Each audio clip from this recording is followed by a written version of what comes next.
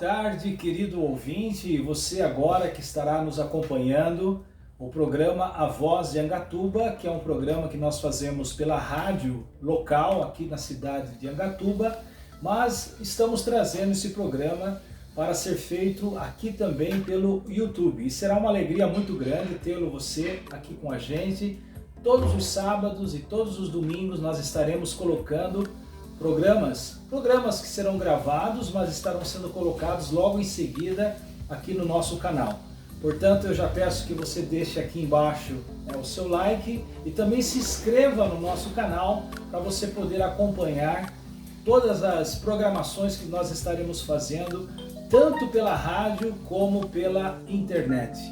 Aqui do meu lado está o pastor Noel, é o pastor da igreja, é o pastor titular aqui da cidade, e faz um ano que nós estamos praticamente começando o trabalho. Ele começou o trabalho aqui e estará incrivelmente falando, coincidentemente falando, nós estaremos completando um ano. Eu queria que o pastor Noel falasse um pouco sobre a obra aqui em Angatuba. E também, coincidentemente, hoje é meu aniversário, né? Hoje é seu aniversário, é verdade. Hoje eu faço mais um ano de vida. E lembrando que nós estamos também pela Estilo FM, né? Na 105.9, os moradores aqui de Angatuba e os bairros circunvizinhos aqui da cidade, tá bom? Nosso programa é A Voz de Angatuba, somos da Igreja Batista, primeira Igreja Batista, primeira Igreja Batista de Angatuba. E já quero também deixar os telefones, né, pastor Renato? Isso, deixar o telefone, o endereço. 997-5414-94. Você pode mandar uma mensagem no WhatsApp, nós vamos estar respondendo. Se você precisa de uma oração, precisa de uma orientação espiritual, você está necessitado de uma visita, de que nós vamos até a sua casa para estarmos orando por você, tá bom? O endereço da nossa igreja fica na Padre Caetano Tedeschi, 365. Padre Caetano Tedeschi, 365, centro de Angatuba, primeira igreja batista. Nós estamos estudando, tanto no programa de rádio, agora aqui pela internet também, nós estamos fazendo um estudo bíblico todos os sábados, todo domingo. No sábado a gente fala sobre biografias, que são as histórias de homens e mulheres que ficaram registrados na Bíblia, na Palavra de Deus. Nós estaremos continuando esse quadro que nós fazemos pelo rádio e estaremos estendendo aqui pelo YouTube, de modo que logo nós estaremos falando aqui sobre Abraão, sobre Ló, sobre Sodoma e Gomorra, sobre Isaac, enfim. E no domingo, que é esse programa que nós estamos gravando agora e vamos colocar no rádio no domingo, nós estamos estudando sobre as parábolas de Jesus. Então no sábado é biografias e no domingo são as parábolas de Jesus. E como nós estamos no domingo, hoje aqui, nós estaremos então fazendo a leitura de mais uma parábola que o Senhor Jesus Cristo contou, que é lá em Lucas capítulo 10, pastor Noel. A parábola do samaritano, né? No texto aí fala o bom samaritano, mas na narrativa da Bíblia não fala nada da bondade dele, mas mostra um homem que usou de compaixão, usou de misericórdia para com um semelhante, para com um próximo. É interessante aqui que esta parábola ela se deu a origem dentro do diálogo de Jesus com um intérprete da lei, aquele homem que era um advogado, era um escriba, ele interpretava a lei de Moisés com precisão. E ele pergunta para Jesus, aqui no texto que nós vamos ler, fala assim: eis que certo homem, intérprete da lei, se levantou com o intuito de pôr Jesus à prova e disse-lhe: mestre, que farei para herdar a vida eterna? Então Jesus lhe perguntou: que está escrito na lei? Que era onde ele era perito, né? Na interpretação da lei. Ele era um intérprete da lei. Como você interpreta? Jesus pergunta. E ele respondeu então: amarás o Senhor teu Deus de todo o teu coração, de toda a tua alma, de todas as tuas forças e de todo o teu entendimento. E amarás o teu próximo como a ti mesmo. Então Jesus lhe disse: respondestes corretamente, faze isto e viverá. Ele, porém, querendo justificar-se, perguntou a Jesus: quem é o meu próximo? Daí começa Jesus, então, ele conta, conta a história da parábola que nós vamos estar analisando. Jesus faz uma comparação, ele conta uma história de alguém que fez isso na prática, o amor fraternal, a compaixão pelo quem é o meu próximo, e Jesus então conta essa parábola aqui. Certo homem descia de Jerusalém para Jericó e veio a cair em mãos de salteadores, os quais, depois de tudo lhe roubarem e lhe causarem muitos ferimentos, retiraram-se deixando-o semi-morto. Casualmente descia um sacerdote por aquele mesmo caminho e, vendo-o, passou de largo, ou passou de longe, não se aproximou daquele ferido. Semelhantemente, um levita descia por aquele lugar e, vendo-o, também passou de largo. Certo samaritano que seguia o seu caminho, passou-lhe perto e, vendo-o, compadeceu-se dele. E, chegando-se, pensou-lhe os ferimentos, aplicando-lhe óleo e vinho, e, colocando-o sobre o seu próprio animal, levou-o para a hospedaria e tratou dele. No dia seguinte, tirou 2 denários e os entregou ao hospedeiro, dizendo: cuida desse homem, e se alguma coisa gastares a mais, eu indenizarei quando voltar. Daí Jesus faz a pergunta: qual desses 3 te parece ter sido próximo do homem que caiu nas mãos dos salteadores? Respondeu-lhe o intérprete da lei: o que usou de misericórdia para com ele. Então lhe disse: vai e procede tudo igual modo. Eu gostaria já de início, mostrar aqui no texto como é uma coisa interessante. A pessoa, às vezes, ela pode ser perita na Bíblia, perita na lei, e não conseguir enxergar a mensagem principal das Escrituras. Dá a entender aqui, Jesus nos dá a entender que o coração do Antigo Testamento e o coração do Novo Testamento é o amor. Porque Jesus pergunta assim: o que está escrito na lei? Ele era perito na lei. Ou seja, ele já deveria ter lido muitas e muitas vezes aquela passagem. Todavia, ele não conseguiu entender o que ele estava lendo, não conseguiu enxergar o que ele estava lendo. Tem muitas pessoas que são assim também, pessoas que conhecem a Bíblia, às vezes de Gênesis a Apocalipse, mas não conseguem encontrar a mensagem principal, que é a mensagem da salvação em Jesus Cristo. Essa é a primeira coisa que eu observo na leitura que o pastor fez. A segunda coisa aqui que ele disse, que a gente chama assim, a paráfrase, que no começo, o subtítulo do texto é a parábola do bom samaritano, Jesus não chama ele em momento nenhum de bom, porque ele apenas expressou o que ele deveria expressar. E segundo é que a gente esquece do cara que está ferido, porque o alvo, a pessoa é a pessoa que está machucada. Só que o subtítulo enfatiza a atitude do samaritano. As duas pessoas são importantes e, na verdade, Jesus quer que a gente siga o exemplo do samaritano. É interessante também nós observarmos, quando nós lemos uma parábola como essa, a gente percebe quão difícil é hoje em dia nós demonstrarmos esse amor para com as pessoas. Nós observamos que as pessoas que passaram de largo se mostraram indiferentes para com aquele semi-morto, aquele homem semi-nu que estava ali todo ferido, todo machucado, todo arrebentado. As pessoas que passaram e não se compadeceram dele eram exatamente as pessoas que, pela lógica, deveriam se compadecer. Porque quem passou primeiro foi um sacerdote e ele viu o homem e ele passou de largo, diz a Bíblia. Depois passou um levita. Eram homens ligados à religião, eram homens que falavam de Deus, eram homens que tinham uma profissão de fé, eram homens que liam a Bíblia, eram homens que não tinham uma vida moralmente incorreta. Mas naquele momento em específico, eles deixaram de cumprir o maior mandamento, que é o mandamento do amor.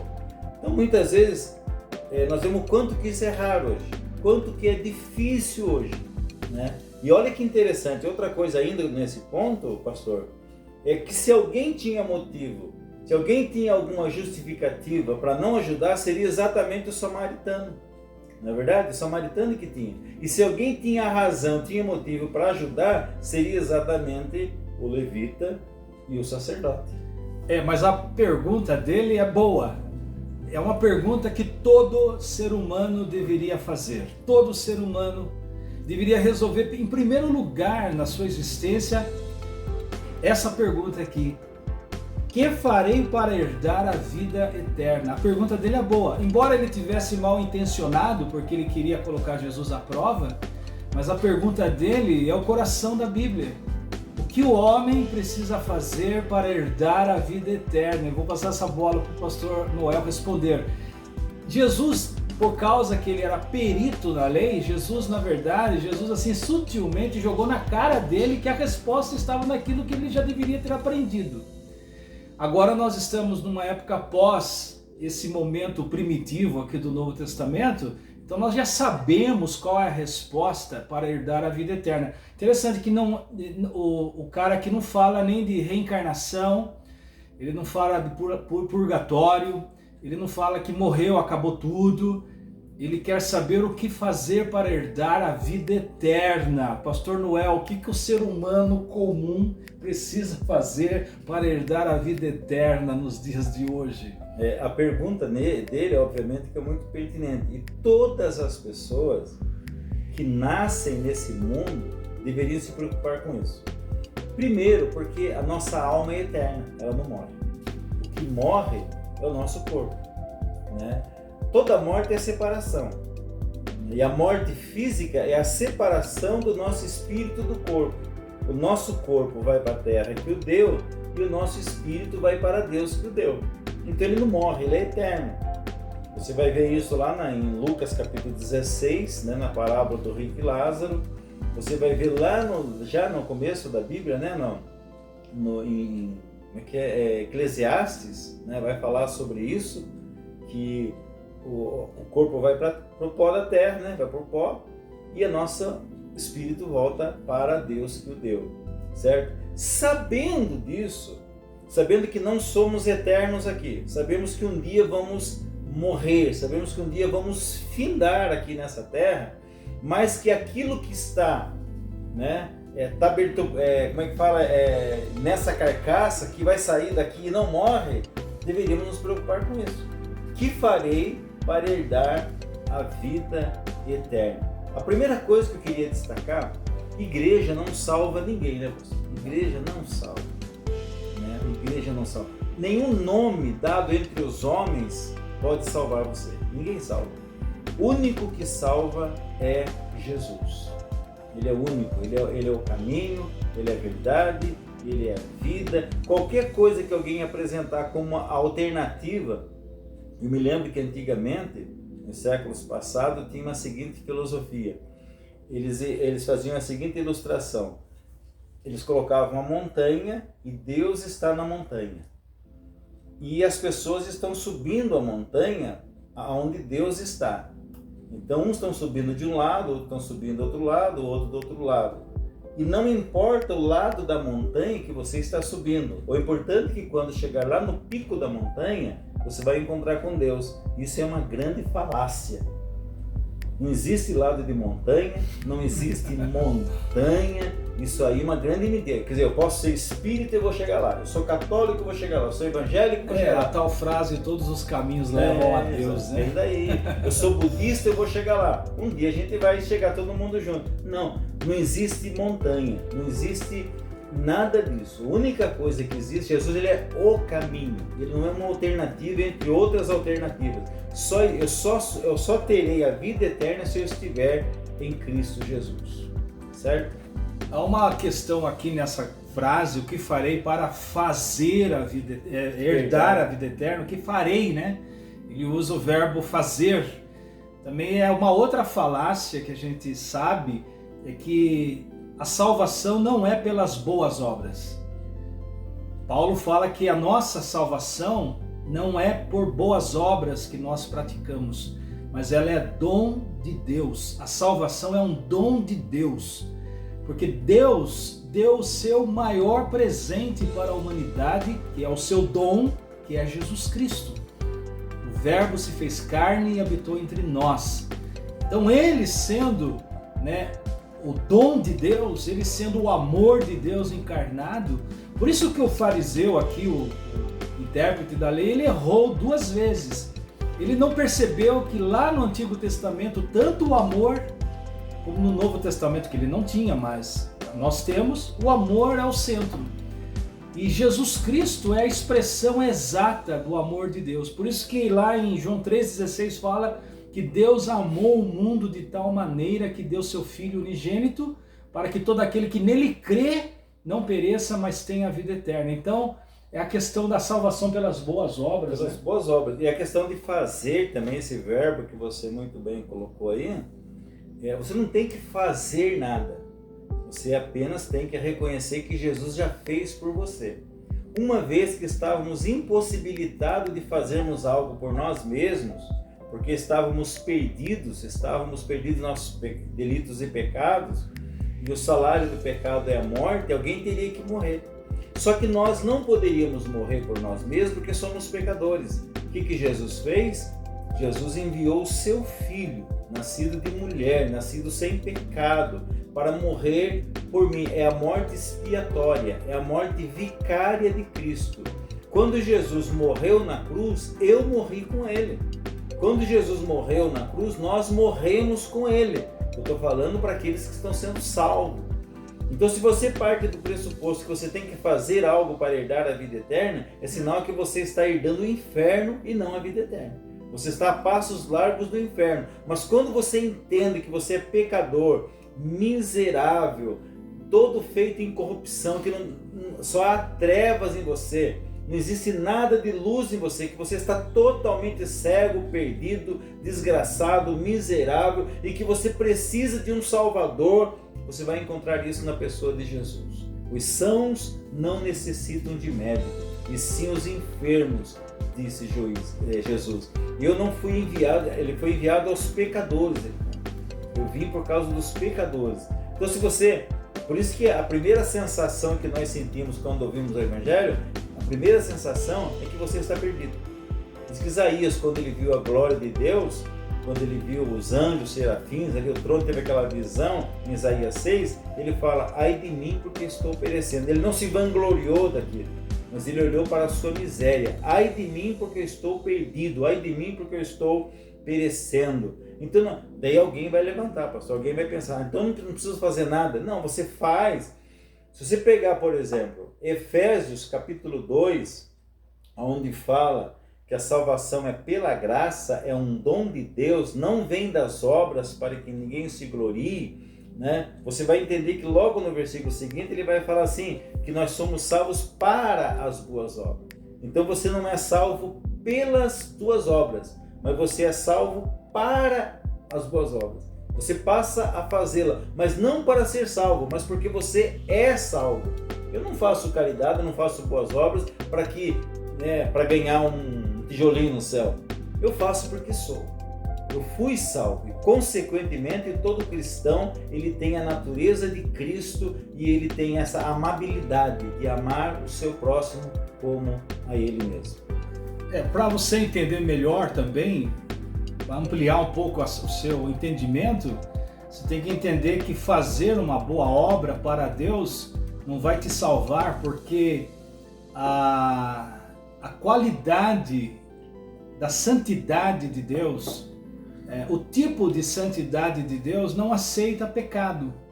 Então não adianta nada, e é a própria Bíblia que diz isso. Tiago, ele fala que se você guardar todas as leis, mas tropeçar numa única só, você é culpado de todas elas. Esse é o padrão de santidade de Deus. Então, para alguém herdar a vida eterna, morar eternamente com Deus, terá que ter esse mesmo padrão de santidade, 100% santo como Deus é santo.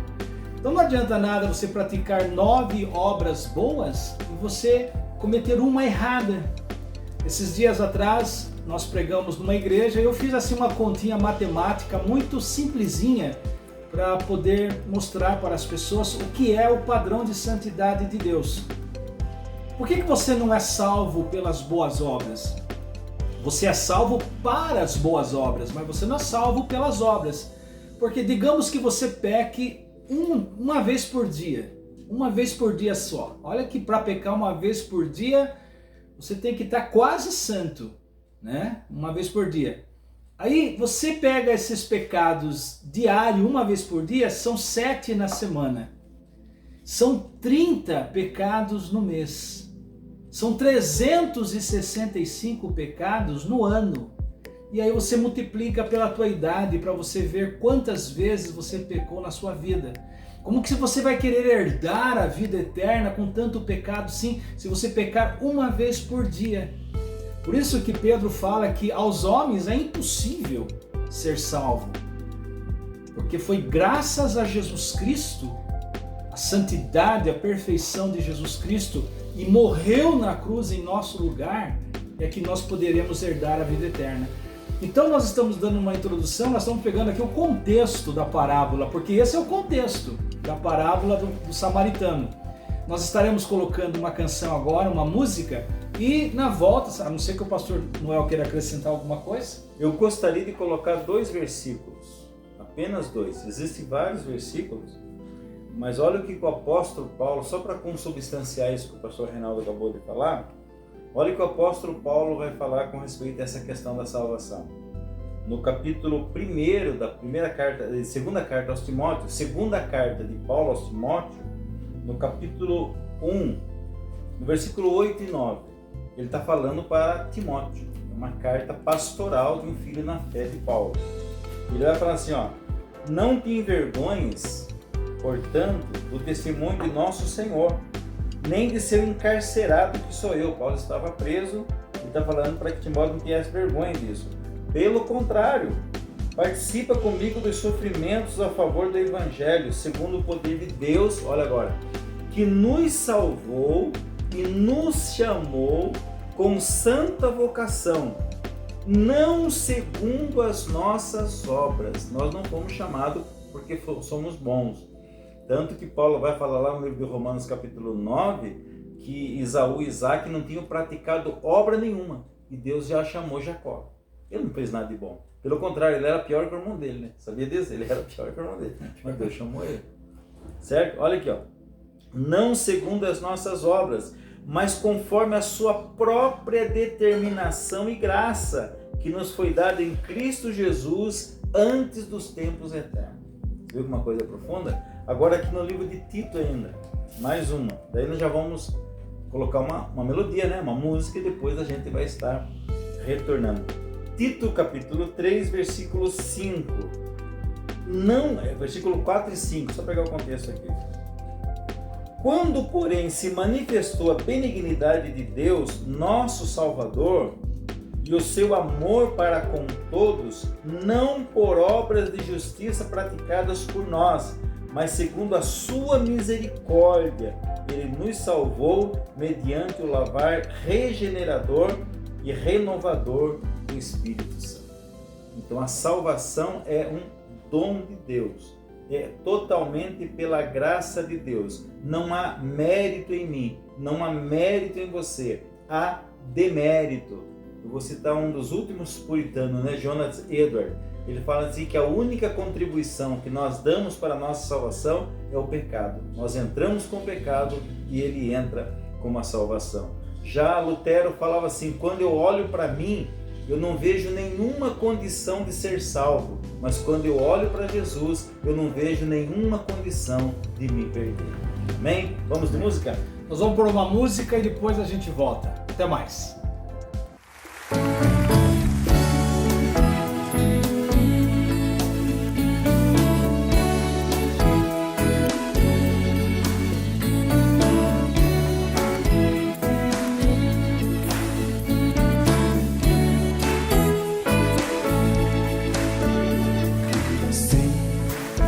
É fiel para cumprir toda palavra dita a mim. Deus é fiel, Deus é fiel.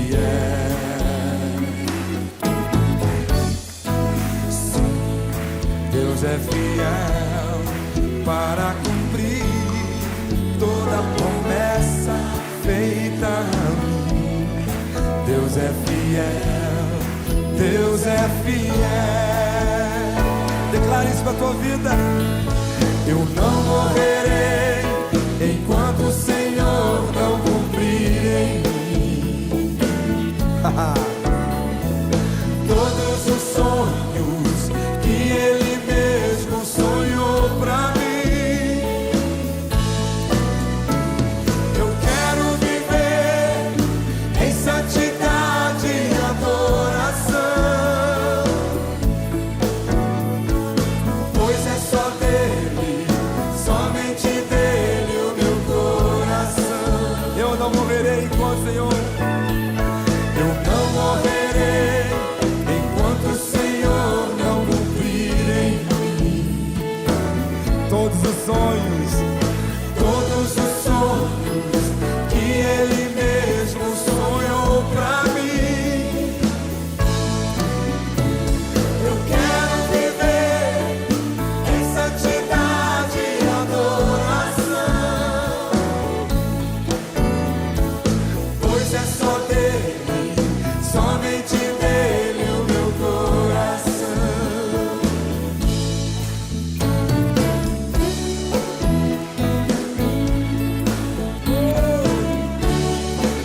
Ele é o Deus de promessas.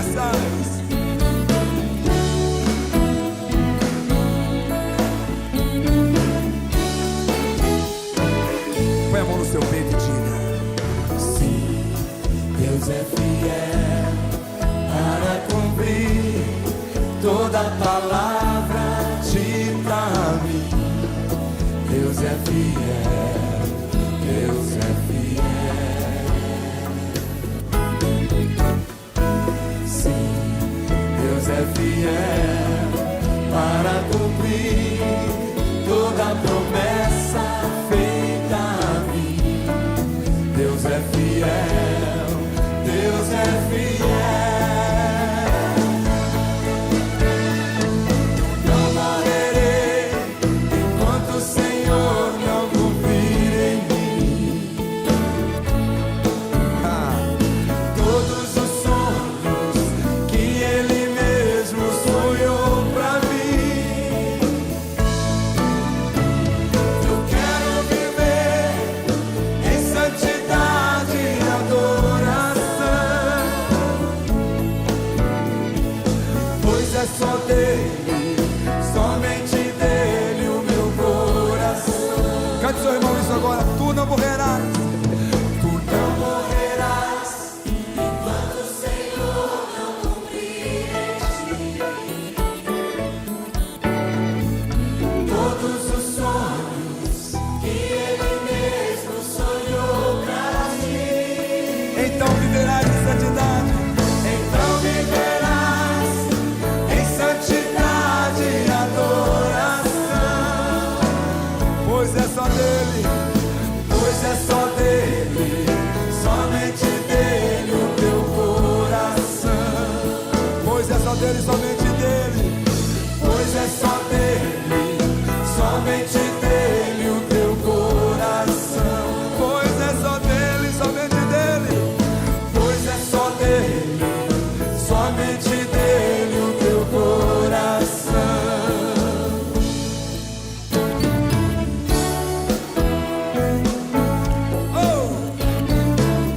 Agradeça esse Deus.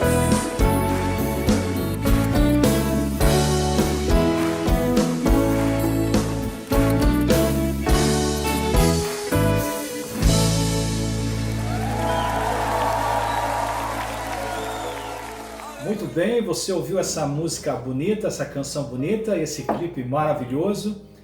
E eu vou voltar à pergunta, antes de nós entrar na parábola em si, antes da música, nós falamos que a salvação é um dom de Deus. Você não tem como fazer nada para ser salvo. Mas existem alguns princípios espirituais que o ser humano ele precisa fazer. A segunda parte da parábola responde à primeira pergunta do cara, porque o cara queria saber o que fazer para ser salvo. Jesus fala que o amor 100% perfeito é que salva. Mas ninguém consegue amar 100% se não tiver a graça e o amor de Deus na sua vida e no seu coração. Então Jesus responde a pergunta do intérprete da lei com essa parábola. Você não é salvo pelas boas obras, mas você é salvo, é o que a parábola mostra, para as boas obras. Jesus queria dizer ao intérprete da lei que se ele fosse um homem salvo, ele já estaria praticando aquilo que Jesus ia contar. Mas eu quero perguntar para o pastor Noel, digamos que eu quero saber o que eu devo fazer para ser salvo. Se a salvação é uma ação total de Deus, mas eu não preciso fazer nada, então? É interessante essa questão que você levantou, porque tem pessoas que se justificam, falam assim, não, eu não faço nada, porque a minha salvação não depende daquilo que eu faço, tá correto? Só que se você for salvo, você faz. Então nós podemos também deduzir, por exemplo, todo salvo, nem todas as pessoas que fazem boas obras são salvas, mas todo salvo, automaticamente, com uma questão de natureza, ele acaba fazendo boas, ele não consegue ser contrário à sua própria natureza. Você não pode ir contra a sua natureza. Entendeu? E Deus é amor. E quando você é salvo, você passa a ter a mente de Cristo. Como diz o apóstolo Pedro, nós recebemos a natureza de Deus. Somos filhos de Deus. Então, se Deus, nosso Pai, é bom, e se nós, como filhos de Deus, somos maus, algo está errado. Então, nós fazemos não para ser, mas fazemos porque somos. Tanto é verdade, se você pegar lá, por exemplo, aquela parábola que Jesus conta lá, né? Que ele vai separar no último dia, né? Os bodes das ovelhas. Você vai ver que quando ele separa para a esquerda, ele vai usar o argumento é o seguinte: estava nu e não fosse visitar-me. Não praticamente nessa ordem. Estava preso e não fosse visitar-me. Estava nu e não me vestia. Estava com fome e não me deste de comer. Não é verdade? Estava com sede e não me deste vestir. Era forasteiro e não me hospedaste. E eles vão fazer a seguinte pergunta: quando te vimos nessa situação? Você vê, eram pessoas que fizeram aquilo como estilo de vida. Não fizeram para ser salvo, fizeram porque era dessa maneira. O mesmo se aplica àqueles que se perderam. Estava nu e não fizeram nada. Estava preso e não foi visitar. Você entende? E eles perguntam, quando te vimos? Jesus falou aqui, todas as vezes que vocês negaram a alguém, negaram a um dos meus pequeninos, a mim vocês deixaram de fazer. Você entende? Então, é equivocada a ideia de que eu não preciso fazer nada. Né? Nós podemos dizer que você, inclusive o texto lá de João, né? Podemos até, se você quiser achar depois, é o texto de João. Como está em nós o amor de Deus, se nós estamos vendo o nosso irmão passar por necessidade, tendo condição e não o ajudamos?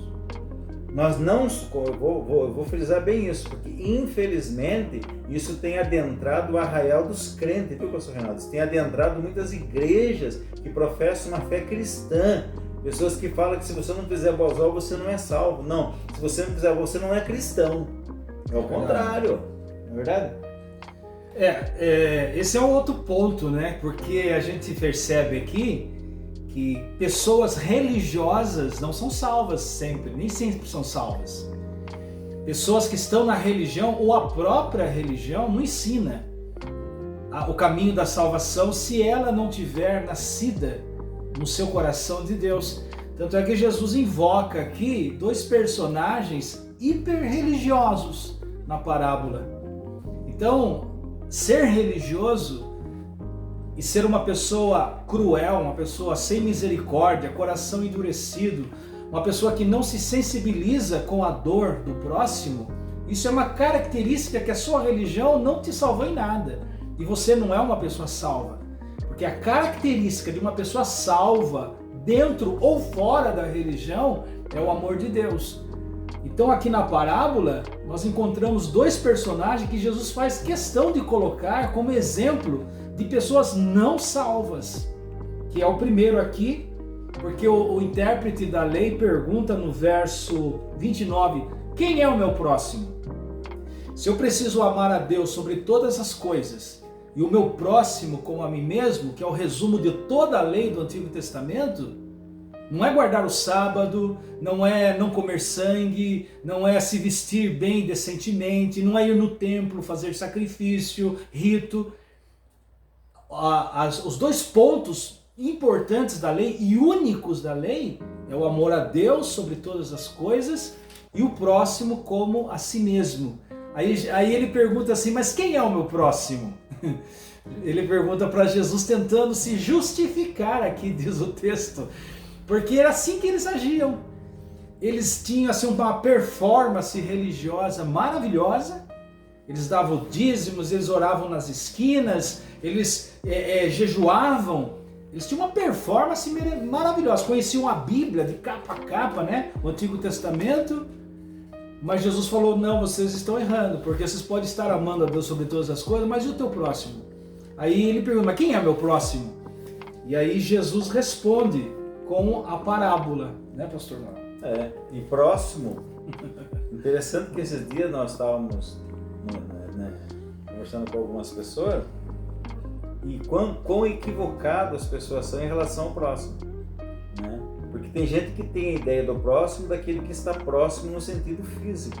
O próximo aqui é próximo por necessidade, é aquele que está carecendo de ajuda, é aquele que está machucado, é aquele que está ferido, é aquele que está precisando de ajuda. Você não tem que averiguar, né? Hoje as pessoas, antes de fazer ajudar qualquer pessoa, eles vão averiguar por que a pessoa está naquela situação. Imagine como é que é o nome dele lá? O sacerdote passando, o levita passando e depois o samaritano passando. Já pensou se o samaritano fosse usar esse critério? Né? Ele está todo arrebentado, todo machucado, está nu, semi-morto, porque ele aprontou alguma coisa. Eu nem tenho por obrigação ajudar. Primeiro que a estrada que desce de Jerusalém para Jericó está dentro do território dos judeus. Eles que ajudem. Não tem nada a ver comigo. Eu estava uma vez, pastor Reinaldo, numa enchente, a coisa mais terrível que existe é enchente. E me ligaram em casa para que eu fosse ajudar, porque tinha algumas casas que estavam inundadas. E eu peguei o carro e fui lá para ajudar. E a água tinha entrado assim, as pessoas estavam praticamente submersas na água, pessoas perdendo a geladeira, perdendo a televisão, perdendo o campo, perdendo tudo, aquele desespero. Eu vi parede caindo, casas caindo. E estava um grupo lá ajudando, que uma senhorinha foi pedir ajuda. Ela foi pedir, pelo amor de Deus, que ajudassem ela. E a pessoa falou assim, não posso ajudar porque você não pertence à minha igreja. Eu falei, meu Deus do céu, quem é o nosso próximo?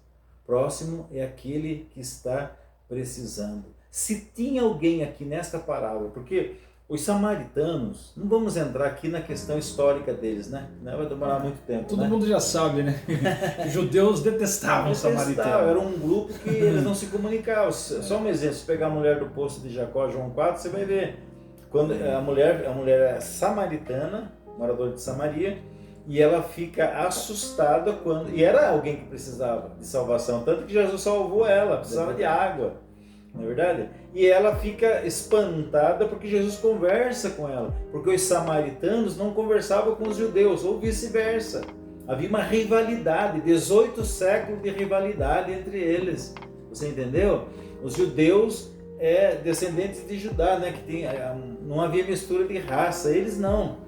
Os samaritanos eram tudo mestiços. Mestiços, você entende? Pagão. E eles não se comunicavam, né?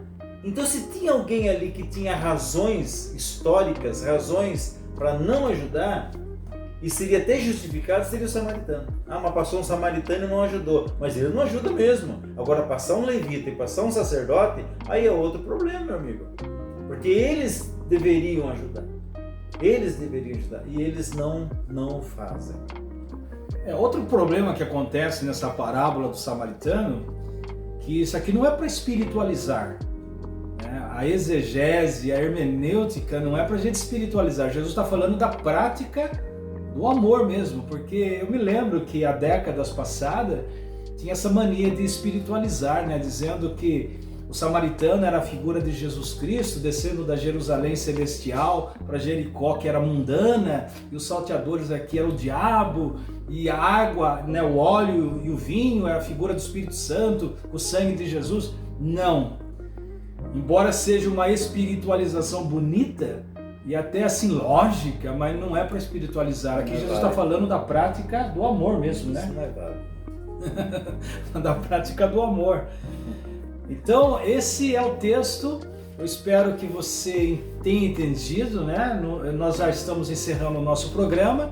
A gente vai continuar semana que vem. Você que nos ouve aqui pelo rádio, pela 105.9 FM aqui de Angatuba, e quem vai nos ouvir e está aí nos assistindo pela internet e pelo YouTube, deixa o seu comentário, deixa o seu like. Se você também deseja receber oração, o telefone aqui de Angatuba é DDD 15, é 9754 1494, DDD 15, tá bom? E quem está nos ouvindo pelo YouTube e quiser deixar o seu nome, nós estaremos orando por você, deixa aqui nos comentários. É só uma correção, 9954. 9754. Tá bom? Então, eu vou deixar depois aqui embaixo a descrição do nosso telefone. Mas entre em contato conosco, pode mandar mensagem. Eu espero que você esteja gostando dessa nossa... E você pode até discordar. Nós não somos aqui absoluto, nós estamos discutindo, nós estamos debatendo quem está certo e quem está errado. Nós nos aproximamos das Escrituras com o coração totalmente desarmado e sem nenhum preconceito, sem nenhuma ideia pré-concebida, né, pastor? Nós queremos realmente extrair, fazer uma exegese, extrair do texto aquilo que o texto diz. Por isso que o pastor Reinaldo falou, tem textos na Bíblia que dá para alegorizar, dá para espiritualizar, dá para se fazer uma série de coisas. Mas esse texto em si seria uma tremenda de uma coisa errada nós fazermos isso. Jesus está colocando o amor, o cristianismo em prática. E olha, a maior parte dos nossos problemas acabaria se todos os cristãos vivessem um cristianismo prático. Não um cristianismo de boca, não um cristianismo de falar, mas um cristianismo realmente de agir. Tá bom? Não de sentimento. Eu sinto vontade de ajudar, mas não se mexe, mas não faz nada. Então não é por aí, tá bom? Mas terminando o programa, responda para mim o que a pessoa precisa fazer para lhe dar a vida eterna hoje. Crer em Jesus como seu único e suficiente Salvador. Crer. Claro que é uma implicação muito grande, porque não é um fideísmo, não é você acreditar que ele existe, porque qualquer um, se sair na rua perguntar para o bêbado, perguntar para o religioso, perguntar para qualquer um, você crê em Deus, ele crê em Deus. O crer em Deus é você realmente... Alguém fala assim, eu creio em Deus. Mas no que você crê? No que? Você crê que Ele morreu por você? Você crê que Deus enviou seu Filho ao mundo porque você era incapaz de salvar a si mesmo? Você crê que Ele teve que vir porque não havia nenhum outro caminho, outra possibilidade? Se a lei, Paulo vai falar isso lá no livro de Gálatas, se a lei pudesse salvar, Jesus não teria vindo. A morte de Jesus teria sido em vão. Se qualquer outra pessoa pudesse salvar, se eu mesmo pudesse me salvar, né? Jesus não precisava ter morrido. Entendeu? Então o que eu tenho que fazer? Aquele que tem Jesus tem a vida, aquele que não tem Jesus não tem a vida. Né? Crer. Essa mesma pergunta, por exemplo, você vai ver que o eunuco faz para Filipe. E ele responde, se crer de todo o coração. Quando ele fala de crer de todo o coração, é você realmente se entregar totalmente, é viver em função desse amor. E ele muda a nossa vida. Se alguém fala assim, eu sou salvo, mas não houve mudança, eu pergunto, salvou do quê? Do que ele salvou? O carcereiro, né, quando Paulo está entrando na Europa, né, que ali a igreja de Filipos já é uma igreja que está no território europeu, é a primeira igreja na Europa, né? E os convertidos lá era interessante, né? Era uma endemoniada, era uma vendedora de púrpura, né? Fazia roupa, e era um carcereiro. Os três primeiros membros da igreja de Filipos, da igreja aos Filipenses. E ele fala, que farei para ser salvo? O que ele responde? Crê no Senhor Jesus. É crer que é só Ele. E vou mais longe. Crer em Jesus é desacreditar nas outras coisas. Porque se eu creio que Ele salva, mas ainda acredito em outras coisas, Como um amigo meu falou assim, eu creio em Jesus, mas eu me apego em outras coisas porque para não correr o risco. Não, meu irmão. Eu não correr o risco. Ele falou assim, mas eu não arrisco. Mas confia em Jesus, então, 100%. Não acredito. Então, crer é desacreditar. É desacreditar em você, é desacreditar na religião, é desacreditar nas boas obras, é desacreditar em qualquer outra divindade que se propõe a te salvar. Você entende? É crer. Não, eu sou salvo pela minha fé. Não, você está constituindo a sua fé em obra. Eu creio que sou salvo pela graça. Eu creio em Jesus. Ele me salvou, Ele é o meu Salvador. Se você prestou atenção nesses textos que eu li, fala de Salvador. Ele é colocado como nosso único Salvador. Jesus é o único Salvador. Amém? Bom, nós chegamos ao final do nosso programa. Deus abençoe você. Temos 2 públicos agora. O pessoal que está aqui em Angatuba está convidado para estar conosco esta noite, né? Domingo, às 19 horas, lá na Padre Caetano Tedeschi, 365, às 21 horas. 21 horas? Às 19 horas. 19 horas. E você que está nos ouvindo pela internet, você pode deixar aqui o seu comentário, tá bom? Bom, e também pode discordar, se quiser fazer alguma pergunta. E lembrando que estamos fazendo 1 ano aqui na cidade de Angatuba. Né? 1 ano. E Deus tem nos abençoado, até aqui nos ajudou o Senhor. Então, Padre Caetano Tedeschi, 365, centro de Angatuba, primeira igreja batista. Fica aqui o nosso abraço a todos os irmãos e aqueles que estão nos ouvindo nesse momento. Não é por acaso que você está ouvindo. Amém. Deixe o seu like, faça essa inscrição no nosso canal, deixe o seu comentário se você quiser e que Deus te abençoe. Tchau.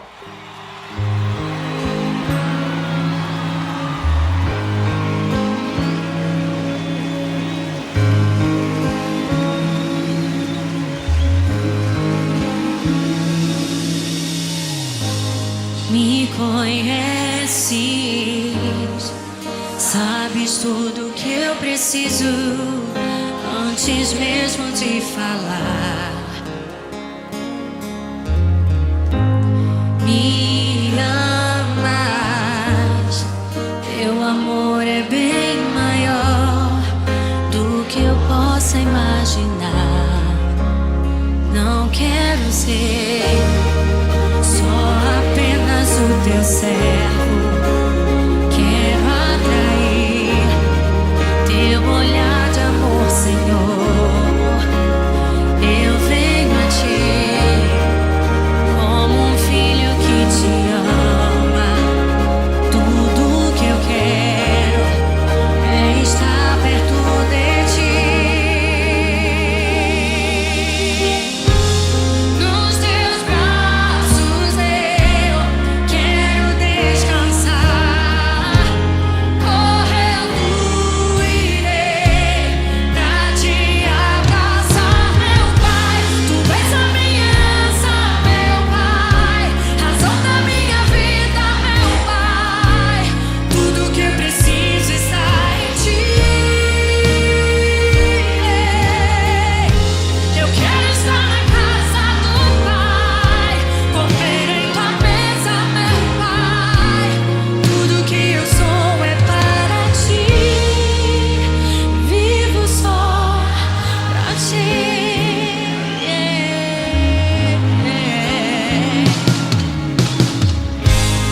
Me conheces, sabes tudo que eu preciso antes mesmo de falar. Levante as suas mãos aos céus, declare o seu amor. Me amas, teu amor é bem maior do que eu posso imaginar. Não quero ser só apenas o teu servo. Teu olhar de amor, Senhor. Como um